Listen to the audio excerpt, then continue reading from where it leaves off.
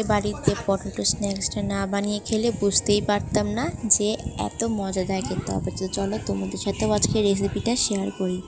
তো প্রথমে আমি এখানে কিছু আলু সেদ্ধ করে নিয়েছি, তো সেটাকে ভালো করে ম্যাশ করে তার মধ্যে দিতে হবে চালের গুঁড়ো দিয়ে ভালো করে মেখে, পেঁয়াজ মরিচ কুচি এবং কর্নফ্লাওয়ার দিয়ে ভালো করে মেখে তারপরে নিতে হবে বেকিং সোডা দিয়ে ভালো করে মেখে নিতে হবে গোলমরিচ গুঁড়ো, এটা আমি ফ্লেভারের জন্য দিয়েছি। তারপরে এখানে হলুদ গুঁড়ো অ্যাড করেছি, এটা কালারের জন্য, এটা অপশনাল, দিতে পারো নাও দিতে পারো।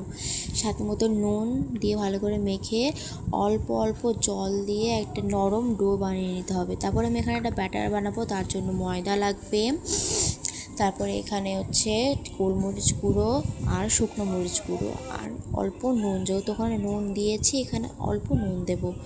তো তারপরে অল্প অল্প জল দিয়ে একটা সুন্দর ব্যাটার বানিয়ে নিতে হবে, যেরকম বেসনের আমরা ব্যাটার বানাই সেরকম, খুব বেশি পাতলাও না বা খুব বেশি ঘনও না, ঠিক এরকমটা।